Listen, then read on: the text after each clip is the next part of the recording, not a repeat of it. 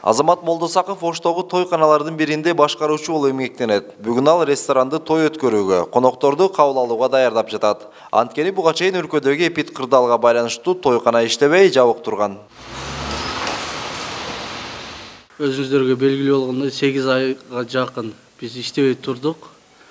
Иштебей туруп, андан кийин бүгүн келип ачып, эки жагын уборка кылып, буга чейинки келген заказдарды отказ кылып атсак дагы, эми будан кийинкилерин ала беребиз деп, анан шахматный негизде отургузуп, мисалы 400 адам батса 200 адамдык заказдарды алып иштете берели деген ойдо ойлонуп атабыз. Пандемияда Ош шаарында COVID-19 илдетин алдын алуу үчүн бир катар чектөөлөр киргизилген болчу. Каладагы азыркы эпид кырдаалды эске алып, жарандык коргонуш штабынын чечими менен айрым чектөөлөр алынды. Айрым мурда киргизилген чектөөлөр штабта каралып, алынды. Анын ичинен акыркы калган чектөөлөр бул ошол ресторандардын, тойканалардын иштөөсү чектелүү болчу. Ага ал чектөөлөр алынды.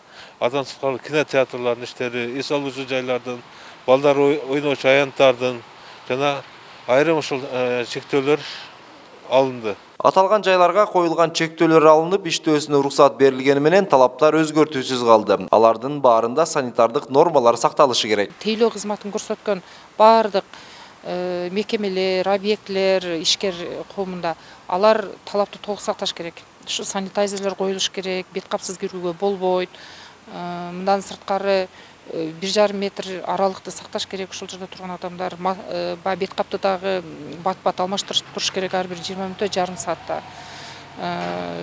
Ошол нерселер, ошол көрсөтмөлөрдүн баарын толук аткарса, иш аракети жүргүзүлө берет. Ал эми жарандык коргонуш штабы тарабынан айрым чектөөлөр алынбай күчүндө калтырылды. Январь айынан тарта маданий жана спорттук иш-чараларды өткөрүүгө уруксат берилиши мүмкүн. Мына ошондой адистердин сунушу менен кырдаалды эске алып, 5 чектөөнүн экөөсүн калтырдык. Калгандарын 3 чектөөнүн уруксат берилди. Аны айтып кете турган болсом, бул биринчиси маданий массалык спорттук иш-чараларды өткөрүүгө биз 1 январга чейин күчүндө калды. Анткени биздин балдардын жугуштуу оорулар стационар бүт элек, ал бүткөндө анан ачышыбыз керек.